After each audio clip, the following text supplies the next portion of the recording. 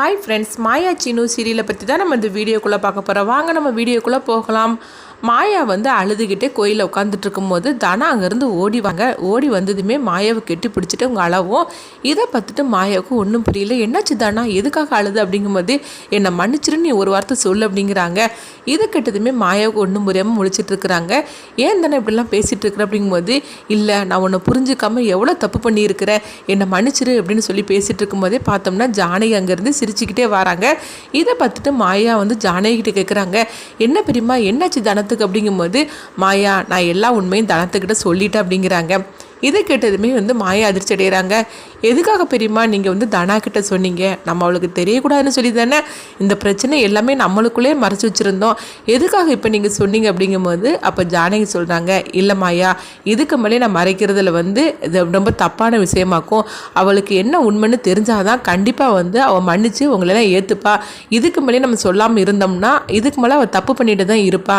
அதனால தான் அவளுக்கு எல்லா உண்மையும் தெரியும்னு சொல்லி நான் சொல்லிட்டேன் அப்படிங்கிறாங்க. இப்படிலாம் பேசினதுமே மாயா அவங்க தனாவை பார்க்கும்போது தானா சொல்கிறாங்க, மாயா எனக்காக நீ எவ்வளோ தியாகம் பண்ணியிருக்கிற, ஆனால் நான் அதெல்லாம் புரிஞ்சுக்காம நான் எவ்வளோ தப்பு பண்ணிட்டேன், நான் மன்னிச்சிரு மாயா அப்படின்னு சொல்லிட்டு இருக்கவும் உடனே அடுத்து பார்த்தோம்னா ஜானகி சொல்கிறாங்க, என் 2 பொண்ணுங்களுடைய வாழ்க்கை நல்லா இருக்கணும், அதுக்காக நான் என்னனாலும் செய்ய தயாராக இருக்கேன். என் 2 பொண்ணுங்களும் எப்போவுமே கடைசி வரைக்கும் ஒற்றுமையாக இருக்கணும் அப்படின்னு சொல்லிட்டு தனாவையும் மாயாவும் கெட்டிப்பிடிச்சு 2 பேருக்கும் முத்தம் கொடுக்குறாங்க ஜானகி. இதை பார்த்துட்டு 2 பேரும் சிரிக்கிறாங்க, சந்தோஷப்பட்டுட்டு இருக்கிறாங்க. அப்போ தனா சொல்கிறாங்க, மாயாவா நம்ம வீட்டுக்கு போகலாம் அப்படின்னு சொல்லி கூப்பிட்டுட்டு போகிறாங்க கையை பிடிச்சி. இதை பார்த்துட்டு மாயாவும் ரொம்பவே சந்தோஷப்பட்டு இருக்கிறாங்க. அடுத்தங்க பார்த்தோம்னா பத்மாவையும் பார்வதி தான் கட்டுறாங்க. அப்போ பத்மா சொல்லிட்டு இருக்கிறாங்க, நம்ம திட்டம் போட்டபடி அந்த மாயாவை வீட்டை விட்டு அனுப்பியாச்சுது. அடுத்தது நான் சீனுக்கு அந்த சாருவை கல்யாணம் பண்ணி வைக்கிறதா என்னுடைய வேலை. அதே மாதிரிக்கு இந்த கதிரையும் கழுத்தை பிடிச்சி தனா கையாலேயே அனுப்பிவிடணும். இவங்க 2 பேரும் வீட்டை விட்டு போயிட்டாலே போகிறோம், நம்மளுக்கு எல்லா நிம்மதியும் கிடச்சிரும் அப்படின்னு சொல்லி பேசிட்டு இருக்கும்போதே தனா அங்கேருந்து வராங்க. தனாக்கு பின்னாடியே மாயாவும் வராங்க. அவங்கள பார்த்ததுமே பத்மா அதிர்ச்சி அடைகிறாங்க. என்னது வீட்டை விட்டு போனவ இப்போ திருப்பியும் வந்திருக்கிறா அப்படின்னு சொல்லிட்டு அவங்க அதிர்ச்சி அடையவும், என்ன தனா பாத்தியா உன் பின்னாடியே இந்த மாயா வந்திருக்கிறா, இவளை நீ அடிச்சு பற்றி விட்டியே, திரும்ப வந்திருக்கா பாரு அப்படிங்கவும். இது கேட்டதுமே தனா ஆவேசத்தோட அவங்க பேச ஆரம்பிச்சிருந்தாங்க. உங்களுக்கு எவ்வளோ தைரியம் இருந்தால் இந்த மாதிரிலாம் நீங்கள் பண்ணிட்டு இருப்பீங்க அப்படின்னு சொல்லவும், தனா இப்படி பேசுறத கொஞ்சமே எதிர்பார்க்காத பத்மாவும் பார்வதியும் அதிர்ச்சி அடைகிறாங்க. அப்போ கதிர் ஒன்றும் புரியல, என்ன நடந்துட்டு இருக்கு ஒன்றும் புரிய மாட்டுக்கு அப்படின்னு சொல்லிட்டு அவங்க பார்க்குறாங்க.